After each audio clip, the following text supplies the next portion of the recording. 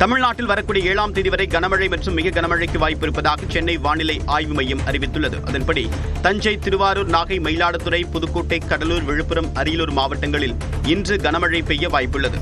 சென்னையில் நகரின் ஒரு சில பகுதிகளில் இன்று மிதமான மழை வரை பெய்யக்கூடும் என்றும் தெரிவிக்கப்பட்டுள்ளது. நாளை தஞ்சாவூர், திருவாரூர், நாகை, மயிலாடுதுறை, கடலூர் மாவட்டங்களில் மிக கனமழை பெய்யலாம் என்றும் கூறப்பட்டுள்ளது.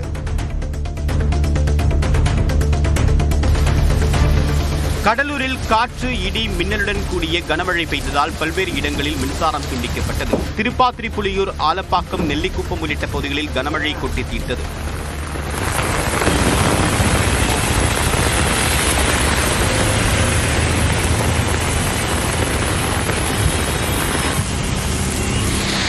அரியலூர் மாவட்டத்தில் பல்வேறு இடங்களில் 2வது நாளாக கனமழை கொட்டி தீர்த்தது.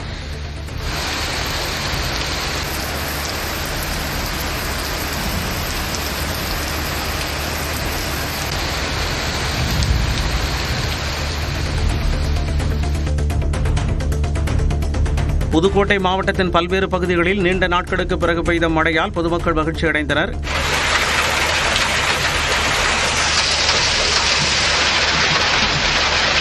கள்ளக்குறிச்சி மாவட்டம் உளுந்தூர்பேட்டை, ரிஷிவந்தியம், தியாகதுர்கம் உள்ளிட்ட பல பகுதிகளில் பரவலாக மழை பெய்தது.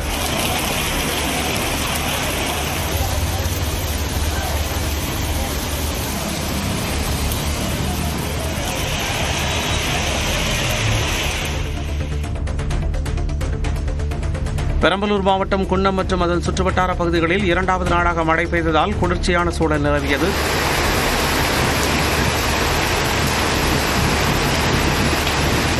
திருவண்ணாமலை மற்றும் அதனை சுற்றியுள்ள கிராமங்களில் கனமழை கொட்டி தீர்த்தது.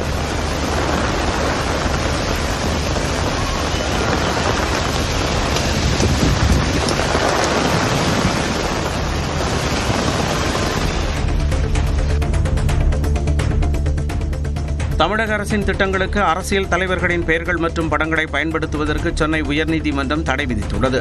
இது தொடர்பாக அதிமுக எம்பி CV சண்முகம் தொடர்ந்த வழக்கில் திட்டம் தொடர்பான விளம்பரங்களில் முன்னாள் முதல்வர், கட்சியின் கொள்கை தலைவர்களின் புகைப்படங்கள் இடம்பெறக்கூடாது என நீதிமன்றம் உத்தரவிட்டிருந்தது. நலம் காக்கும் ஸ்டாலின் திட்டம் இன்று தொடங்கப்பட உள்ளதால் இந்த உத்தரவை மாற்றி அமைக்க கோரி தமிழக அரசு தரப்பில் தலைமை நீதிபதி அமர்வில் முறையிடப்பட்டது. மனுவாக தாக்கல் செய்தால் திங்கட்கிழமை விசாரிப்பதாக நீதிபதிகள் தெரிவித்ததை அடுத்து மனு தாக்கல் செய்யப்பட்டது.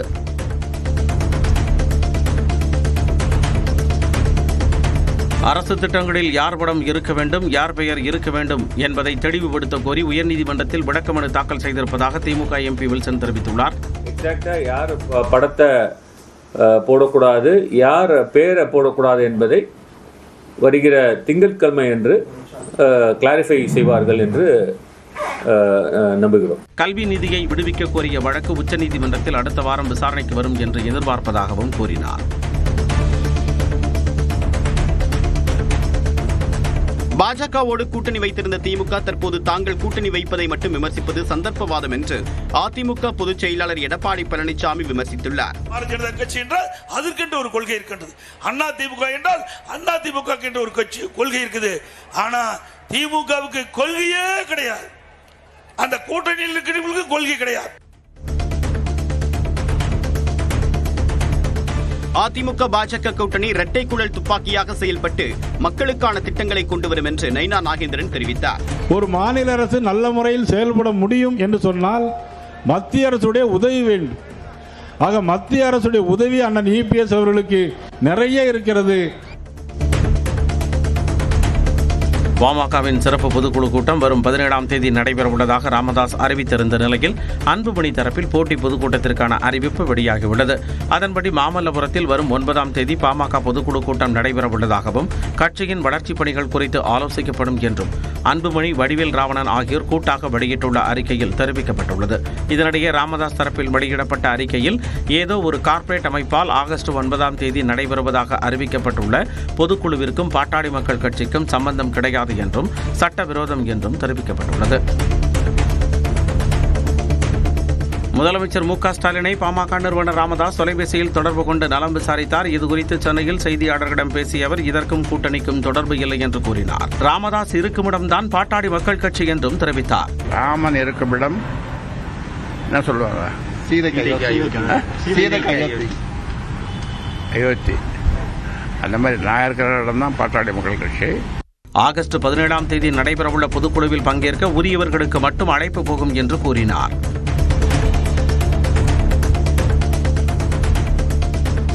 ஆணவ கொலை செய்யப்பட்ட ஐடி ஊழியர் கவினின் உடலை 5 நாட்களுக்கு பிறகு அவரது குடும்பத்தினர் பெற்றுக் கொண்டனர். இந்த வழக்கில் சுர்ஜித்தின் தாய் கிருஷ்ணகுமாரியை கைது செய்ய வேண்டும் என்று கூறி கவின் குடும்பத்தினர் போராட்டம் நடத்தி வந்தனர். அவர்களுடன் அரசு சார்பில் நடத்தப்பட்ட தொடர் பேச்சுவார்த்தை அடுத்து கவினின் சடலத்தை பெற்றுக் கொண்டனர். பின்னர் கவினின் உடல் அவரது சொந்த ஊரான ஆறுமுகமங்கலத்திற்கு பலத்த போலீஸ் பாதுகாப்புடன் எடுத்துச் செல்லப்பட்டது.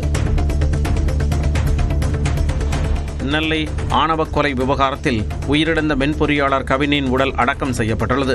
5 நாட்களாக கவினின் உடலை வாங்க மறுத்து உறவினர்கள் போராட்டம் நடத்தினர். அரசின் தொடர் பேச்சுவார்த்தை சுமூக நிலையில் முடிந்ததை அடுத்து நெல்லை அரசு மருத்துவக் கல்லூரி மருத்துவமனையில் இருந்த கவினின் உடல் உறவினர்களிடம் ஒப்படைக்கப்பட்டது. தூத்துக்குடி மாவட்டம் ஆறுமுகமங்கலத்தில் கவினின் உடல் இறுதி அஞ்சலிக்காக வைக்கப்பட்டு பின்னர் அடக்கம் செய்யப்பட்டது.